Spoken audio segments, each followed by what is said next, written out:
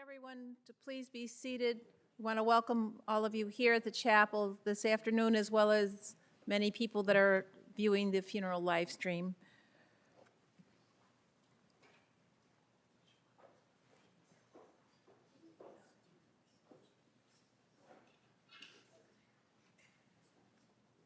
Just a gentle reminder for those of you present here at the chapel, if you have a cell phone with you, please place it in the silent mode or turn it off completely. That would be appreciated.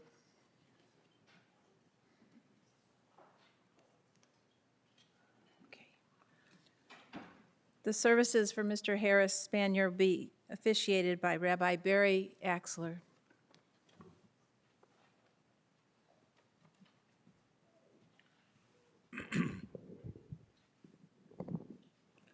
Our Jewish funeral service begins with the kriyah, or the tearing of the black ribbon. It's a custom that dates back to two biblical moments. First, when Jacob saw what he thought was the blood of Joseph on his coat of many colors, the Bible says that he tore his clothes. And many years later, when King David learned that his eldest son had been killed, in his grief he fell to the floor and also tore his clothes. So this expression of tearing has been part of our Jewish funeral service now for over 3,000 years. And the external tearing has come to symbolize the broken fabric and the broken hearts in our lives.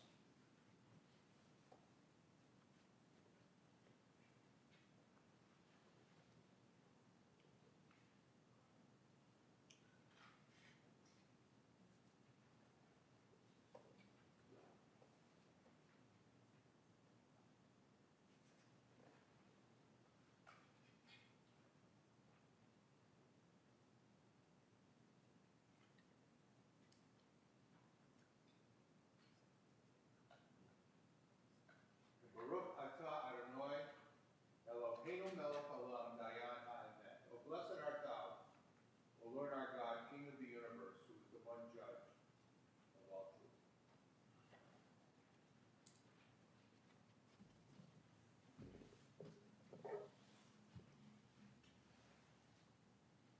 At the end of life, I think the measure of success is not how much you've got, but how much you've given.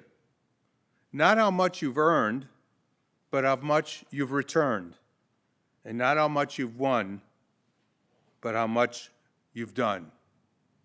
Harris represents all three.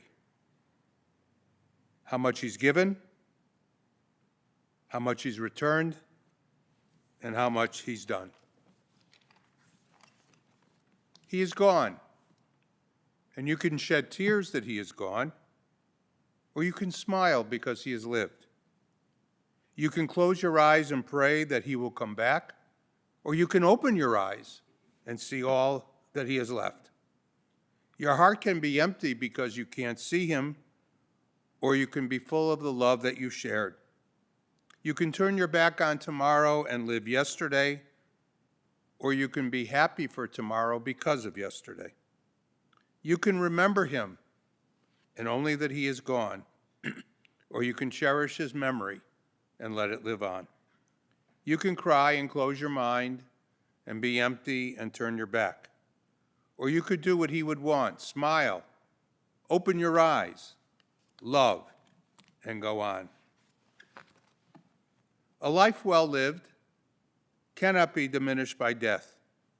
The beauty, the guidance, and the inspiration it gave us will shine on as brightly as ever.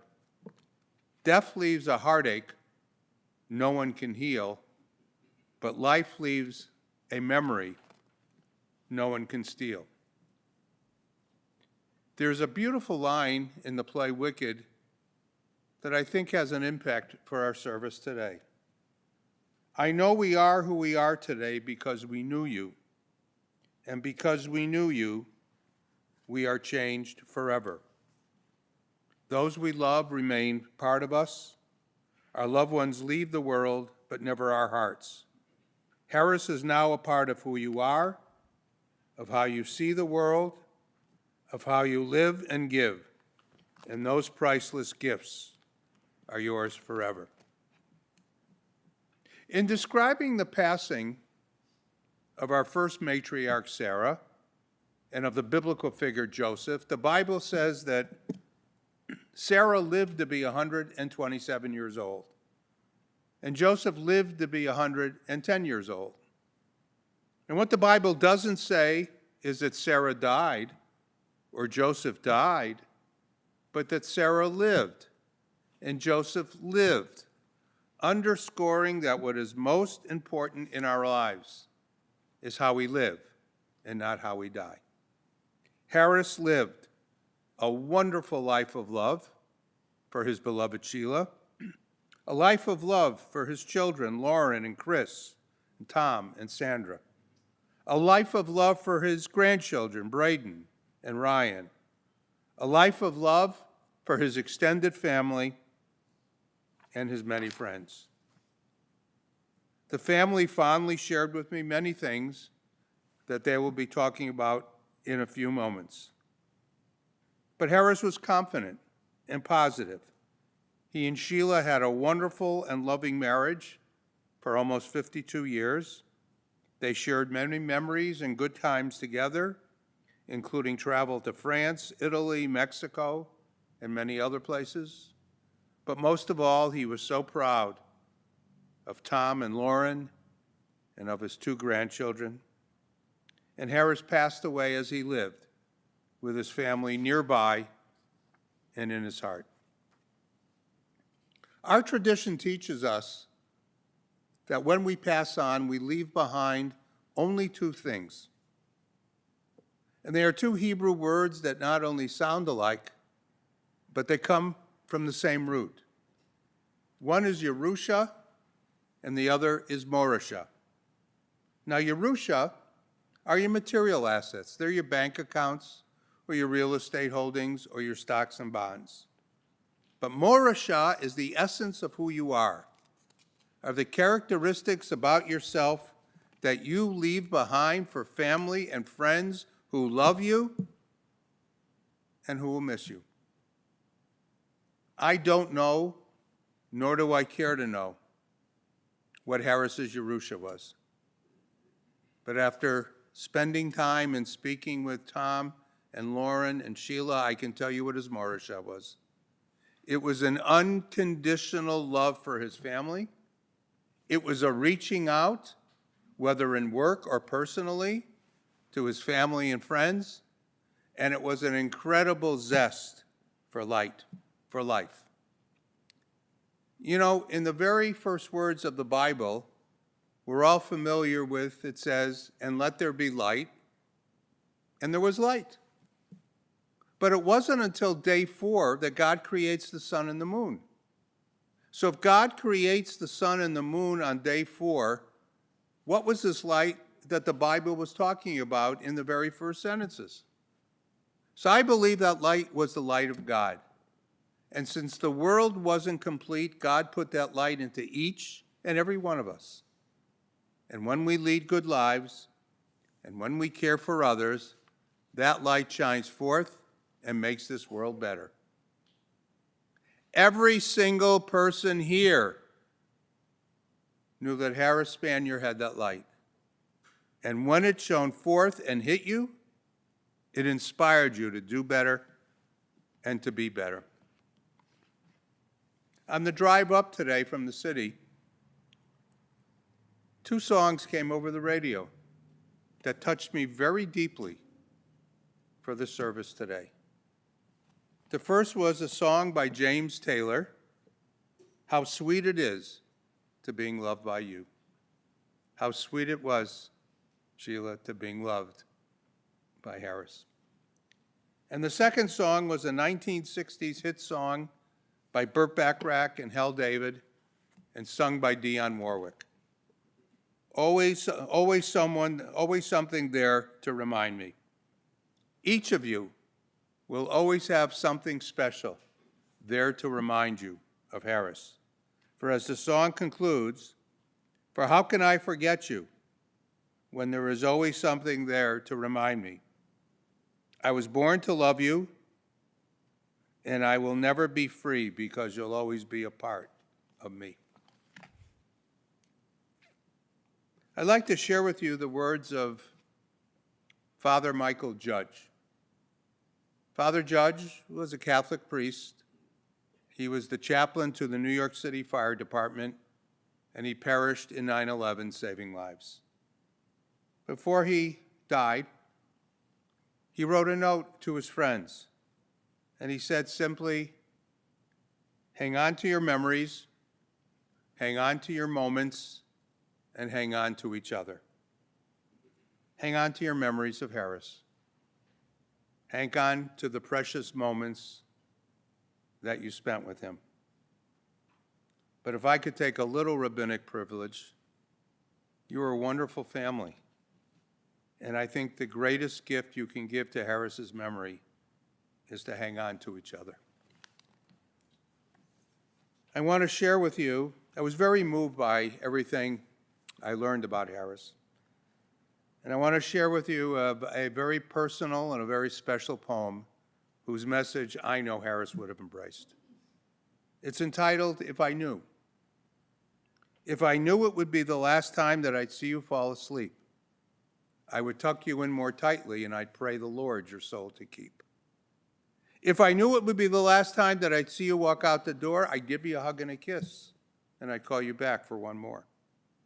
If I knew it would be the last time that I'd hear your voice lifted up in praise, I would videotape each action and word so I could play them back day after day. If I knew it would be the last time I would be there to share your day, I would not say, you'll have so many more that I can let just this one slip away. I would not think that there's always tomorrow to make up for an oversight and that we always get a second chance to make everything just right. So just in case today is all I get, I'd like to say how much I love you, and I hope that we never forget that tomorrow is not promised to anyone, young or old alike, and today may be the last chance that you get to hold your loved one tight. So if you're waiting for tomorrow, why not do it today? For if tomorrow never comes, you'll surely regret the day that you didn't take the extra time for a smile, a hug, or a kiss, and you were too busy to grant someone what turned out to be their one last wish. So hold your loved ones close today and whisper in their ear and tell them how much you love them and that you'll always hold them dear. And take time to say, I'm sorry, please forgive me, thank you, or it's okay. And if tomorrow never comes, you'll have no regrets about today. Harris's passing cannot diminish the important ways that he touched your life. Your grief cannot take away the happiness that you shared. In your memories of him, may you find comfort. In your family and your friends, may you find love.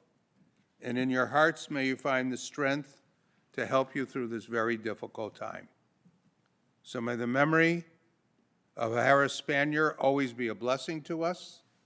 May it inspire us to do better and to be better. And in his honor, may God grant you comfort and peace in this very difficult time. Amen. It's now my honor to call upon daughter Lauren, who has some special memories to share with us.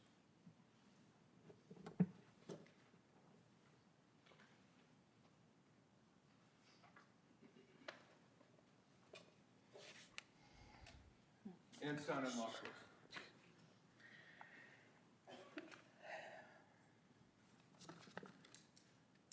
Anyone who knew my dad knew he was a talker. He could talk to anybody. He could make friends with anyone, and he had a really unique sense of humor. I have vivid memories of going to restaurants with my family when I was a kid and even as an adult.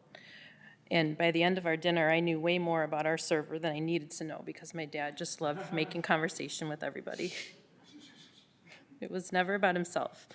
It was always about him genuinely caring about getting to know other people, even strangers. My dad was a dog lover. Dogs that were his own and dogs that he didn't know. He would greet every dog that he saw on the street. He was happiest when he was taking walks with their dog in the forest preserve at Isaac Walton in Homewood. I always loved our annual family trips to Telluride, and you'll notice a lot of the pictures are from there. My parents were surprisingly good hikers, and I have fun memories of our family hikes up to Bear Creek. My dad was always the fearless driver when we rented a Jeep to go through the mountain trails. We had so many fun adventures together, including whitewater rafting a few times on the Colorado River. My dad was so loyal and protective of the people he loved. He was my person when it came to problem solving. Whether it was work-related or something else, he always had a way of being rational and non-emotional when helping me talk through a situation. We would often talk on my way home from work, and he was genuinely always interested in the things that were happening. When I'd ask how he was doing, he would never complain, even though I knew he wasn't doing well. He always wanted to talk, no matter what. I already really, really miss those phone calls. He was the best dad. A few years ago, I had a leg injury and I couldn't drive for 6 weeks. My dad was the one who picked me up from school every single day to drive me home. I can always count on him. Something else that brought my dad so much joy was baseball. When Tom and I were kids, we spent countless months every year playing at the baseball fields in Homewood. My dad was both a spectator and a coach. This continued on once he became a grandfather. He loved watching Braden and Ryan play baseball. He'd sit next to me in those folding chairs, making observations throughout the game, often too loudly, about the plays, the players, and the pitching. It was so fun for him. He was always so proud of Braden and Ryan on the field, as well as Chris for being the coach and an involved member of the league. He would often call me after the games to talk about it more, or just to let me know how much he enjoyed watching them play. When he started to get sicker and couldn't make it to the games, he would call me during the games to find out what was happening. My dad was a true optimist, a quality that I always admired in him. When my grandma, my dad's mom, was still alive, she and I would often talk about my dad. Once Braden and Ryan were born, my grandma often talked about how happy and proud it made her to see my dad as such a loving grandfather. She never knew he'd enjoy being a grandpa so much. My kids loved him and were so lucky to have him nearby. He loved FaceTiming with our kids and giving them huge hugs when he saw them. My dad fiercely loved my mom in a way that makes me really proud.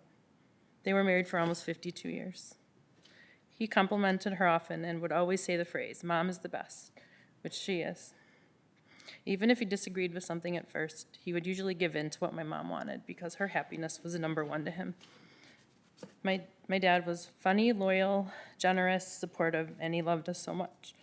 It seems impossible to imagine life without him. Thank you to everybody for being here to celebrate the life of my dad.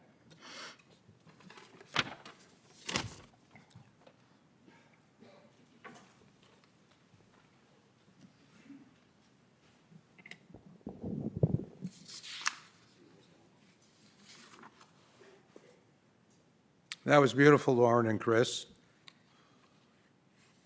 And Lauren, I think your dad would be proud to know that baseball is actually mentioned in the very first words of the Bible, in the beginning. But anyway. I'm honored. Sheila has asked me to share with you some very beautiful thoughts she has about Harris. I want to thank you all. I want to thank all of our friends and family for the outpouring of love over the past few days. Each story you have shared will help keep Harris alive in our hearts and memories. Harris and I met at a volleyball game in Lincoln Park 53 years ago. Our first date was at a Cubs game, and we got engaged at a football game, which is ironic since neither of us are diehard sports fans. We had almost 52 years of the deepest love, happiest marriage, and truest partnership that I could imagine. Harris was my rock and my biggest fan. He gave me the experience of being deeply understood, even if we disagreed, truly supported and completely and utterly loved, and I will carry that with me always. More importantly, he gave me the two most amazing children in the world. He was completely dedicated to Lauren and Tom in every way, and their strength these past few months is the best sign I could have that Harris is still here with us in spirit. Anyone who knew Harris knew about his love for his trains, which started with his father when he was 5 years old. He was the leader of an international train group and was known to his train buddies as Super-O Mike because he was the largest buyer and seller of Super-O tracks for many years. It kept him busy and it made him happy. He was known as Papa to our grandsons, Braden and Ryan. They were the light of his life and gave him so much pleasure. He loved going to their baseball games, listening to Braden play his clarinet, and thought their airplane drawings were the best. Their drawings lifted his spirits, especially when he was in the hospital. Our trips to Telluride were a highlight, and we look forward to spending time together there in the summer for many years. Although he never had the travel bug, he would say, "I traveled a lot for work," but he always enjoyed the trips that we took. Our dogs, through the course of our marriage, we had 3 Spanier Spaniels, and Harris loved them so much. When Harris retired in 2017, he was able to spend quality time with Bailey, our 3rd dog, walking in Isaac Walton Preserve in Homewood. This is a special place that Harris loved and a place that he missed when we moved to Chicago. Bailey was his pal. On January 2nd, I lost my husband and my best friend. Even in these last few months of completely unexpected hell, I know how lucky I have been. I will miss you, honey, more than I have ever missed anyone. Things will never be the same, but the world is better for the 78 years that you lived. Rest in peace, my love. It's now my honor to call upon Uncle Jerry, who has some thoughts to share with us.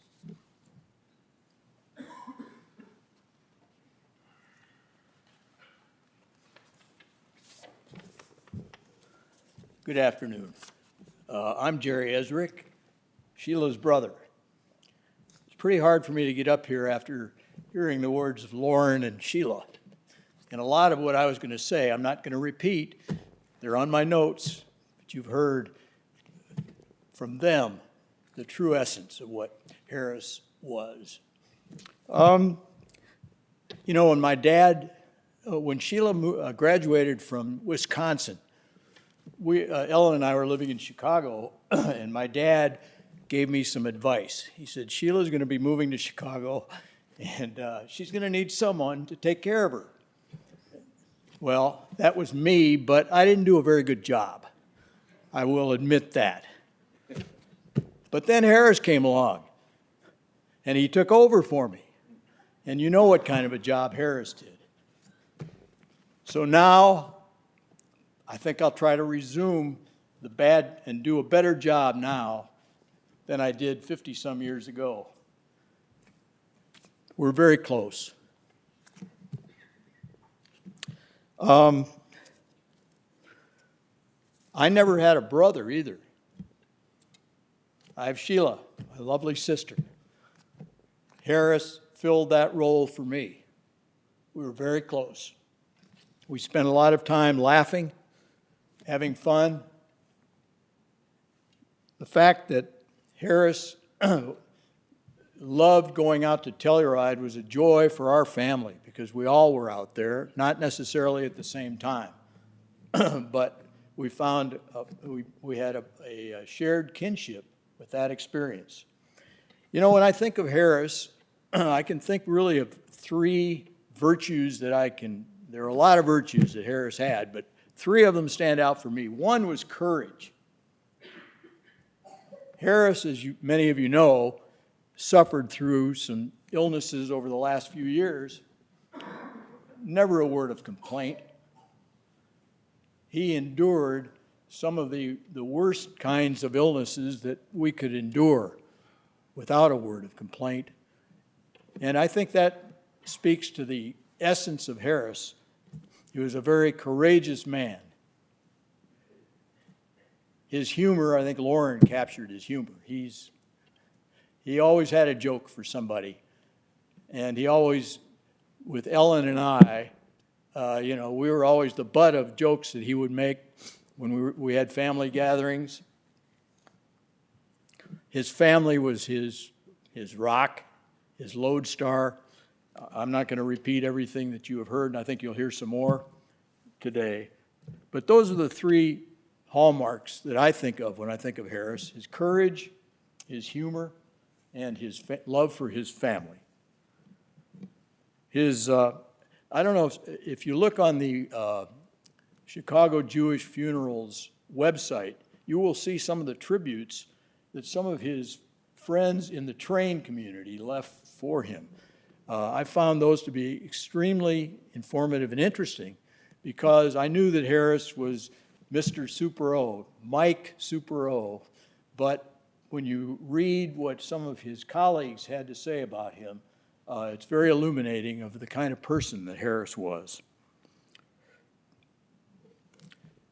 I don't have much more to say other than the fact that I know it's going to be a tough time for our family. And Harris, we are going to miss you, fella. Thank you.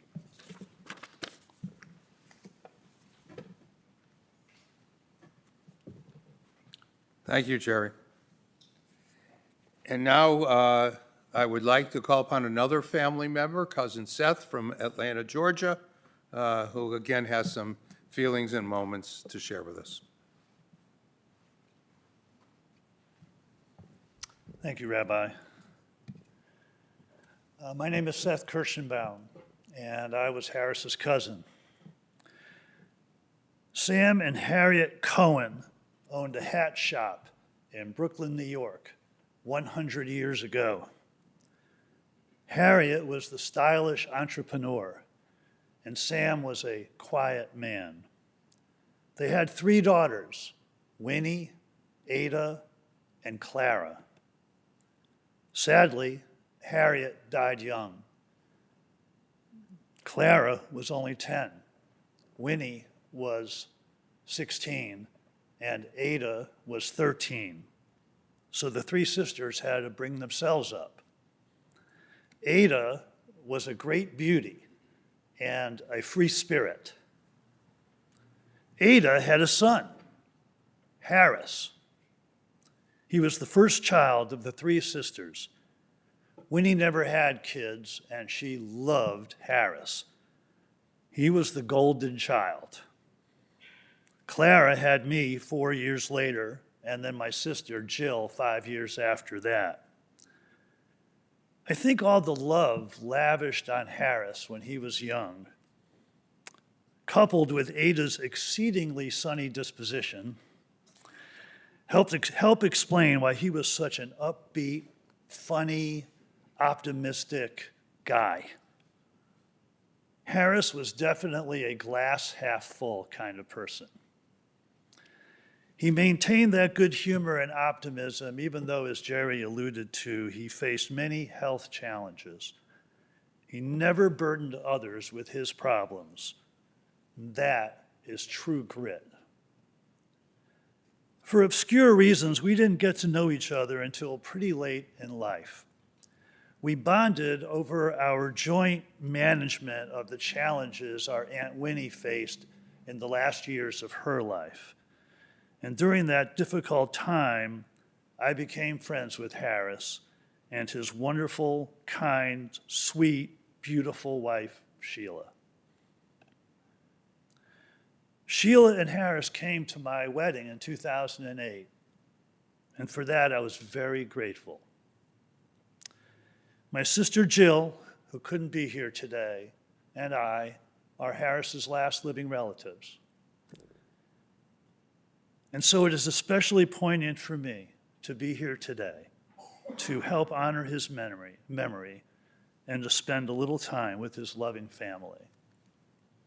Harris was a sweet guy who I fondly called cousin, and I will miss him. Thank you.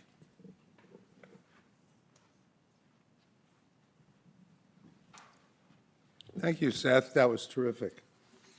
And now I would like to call upon son Tom, who has some special moments and words to share with us.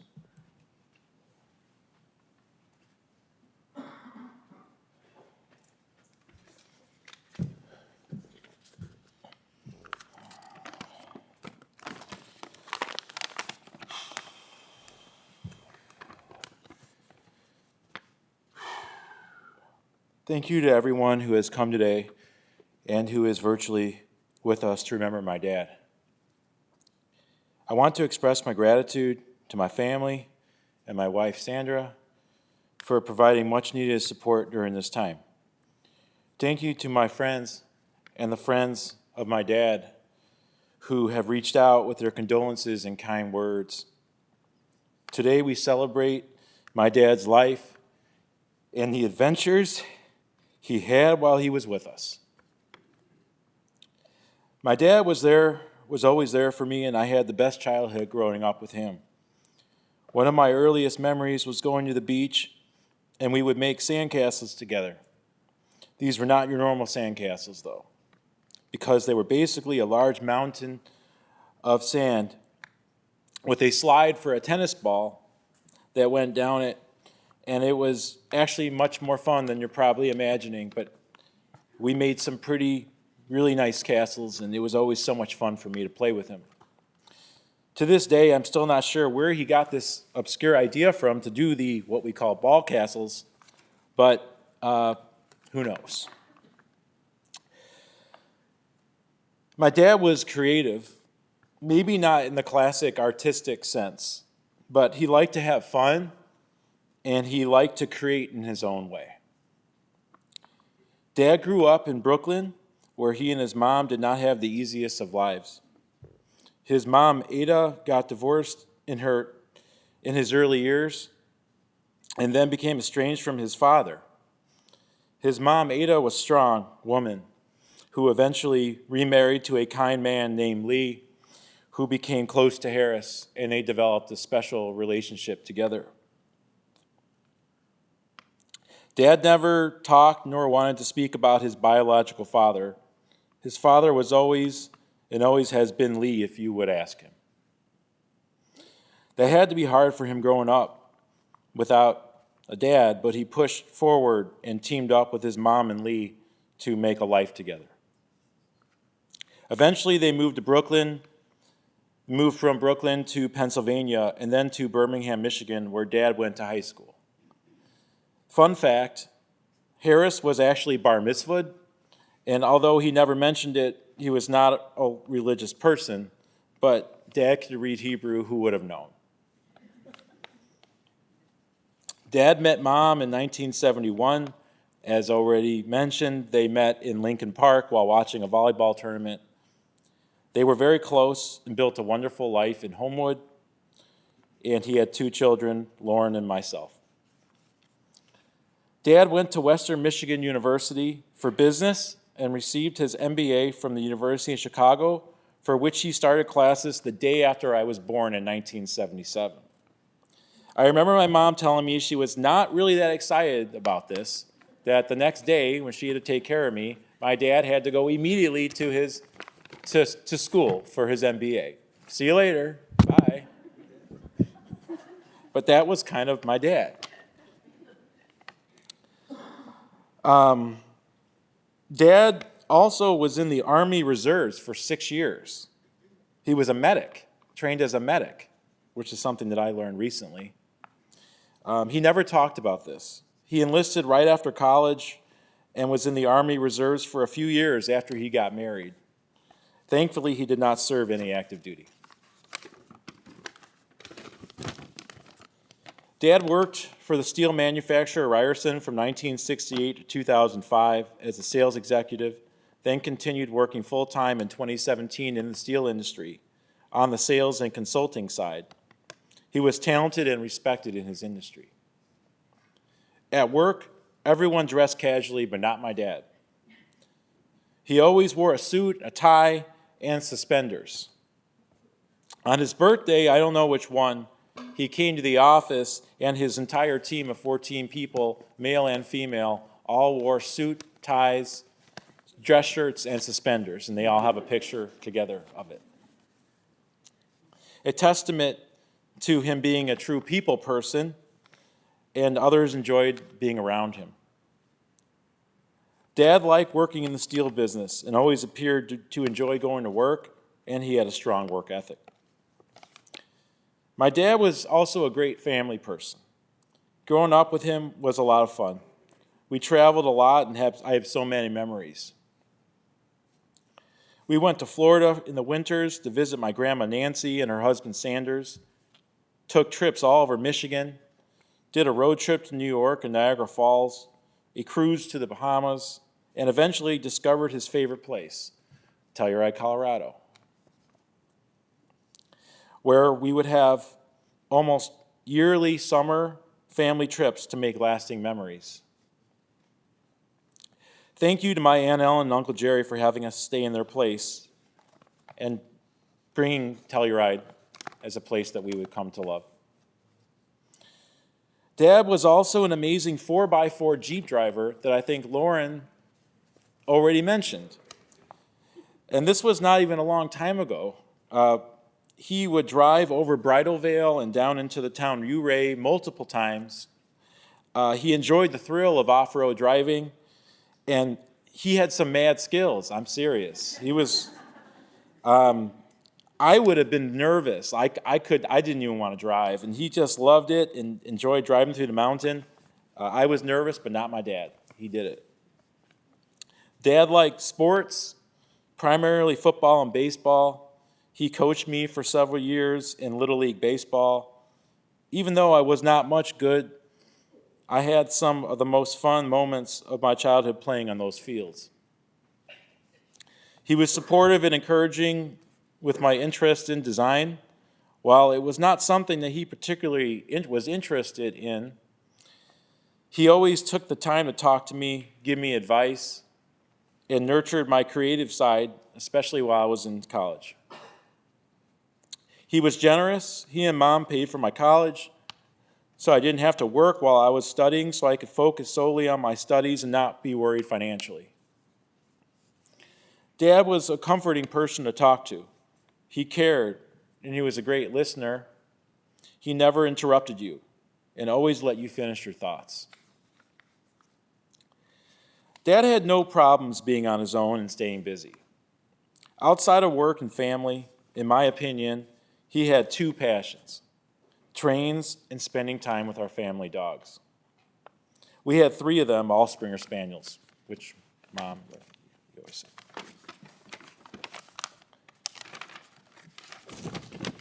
As those closest with Harris know, he had a passion for model trains. This all started when he saw model train sets at a young age in store windows, and I suppose through his dad, or biological dad. One day he knew trains would be his hobby, and it brought immense joy to his life. In the model train community, he was known as Super O Mike. Why Mike, though? Because I asked my dad this, and he said Harris was too hard to remember, so Mike it is. That's it. He had a train business selling a specialized type of Lionel train track to model train enthusiasts all over the world, and was highly regarded as an expert in Lionel trains.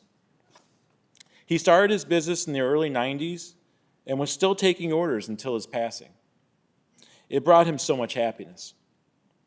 Then it was our family dog that he loved as much as anyone, and he would take daily walks in nature with them as his loyal companion.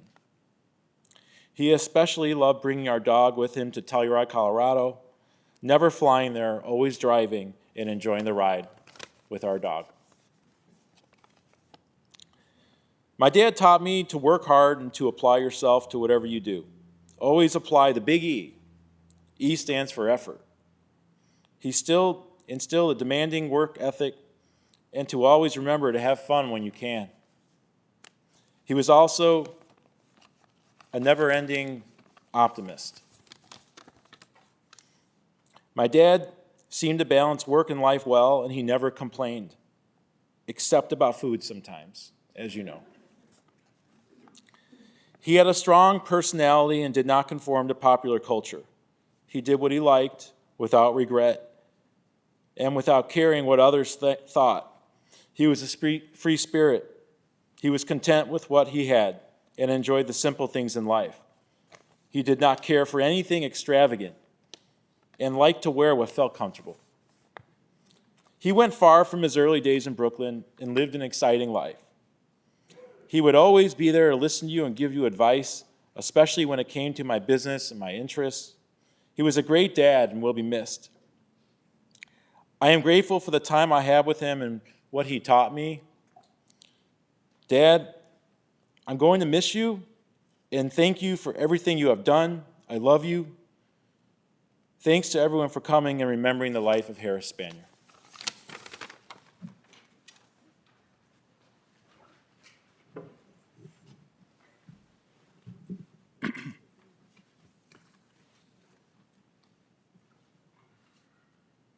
Wow. Tom, as I listen to you and to Seth and to Jerry and to Lauren and to Mom, I thought about the play Hamilton. And for those of you who have seen Hamilton, you know that one of the themes is how to pass on your legacy. And there's a verse in the play that goes from beginning to end. Who lives, who dies, who will tell your story?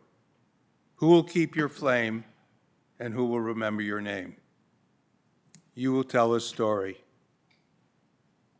Braden, you will keep his flame alive, and you will always remember his name. I would ask the family to please rise for a moment.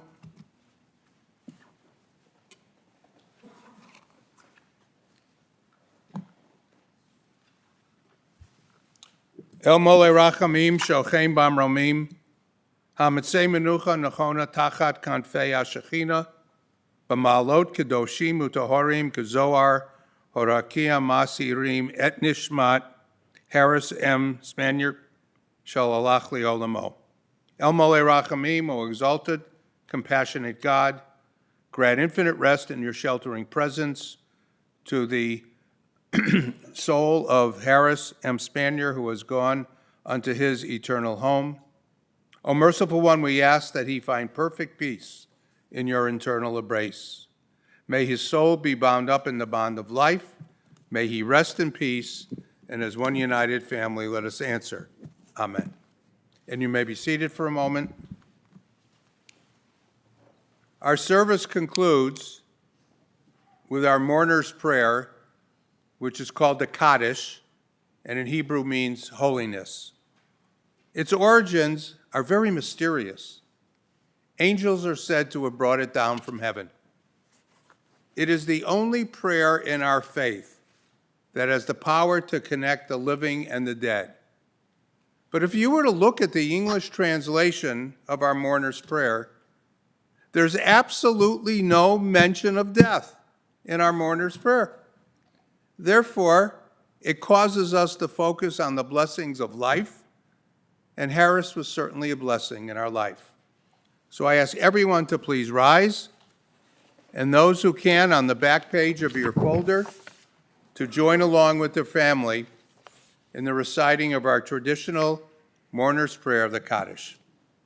Yitkadal v'yitkadash Shemei Rabbah b'yolma divrach chirutei v'yamlich malchutei b'chayichon v'yomechon uv'chayei dechol beit Yisrael ba'agala uv'izman koriv v'yimru amen. Yehei Shmei Rabbah Mavorach Leolam Olamei Olmaya. Yitborach v'yishtabach v'yitpa'ar v'yitromam v'yitnaseh v'yitadar v'yitalev v'yitalal Shemei Tekudisha Barichu. La'ela min kol birchata v'shirata tushbechata v'nechemata da'miran b'yolma v'imru amen. Yehei Shaloma Rabbah min Shemaya v'chaim aleinu v'al kol Yisrael v'imru amen. Oseh shalom b'imromav.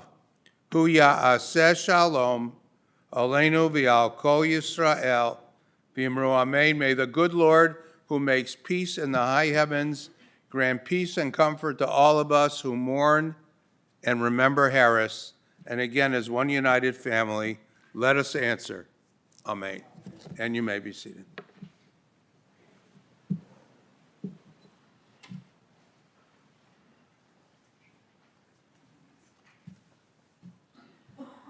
The Shiva will be observed directly from the chapel today until 8 p.m. at the Estrick Residence in Evanston. The address is 1326 Judson Avenue. That's following the service today until 8 p.m. That address is also listed in the service folder you received, and for those of you viewing online, it's also listed on our website page. This does conclude the service. You may exit through the side doors as you wish, folks.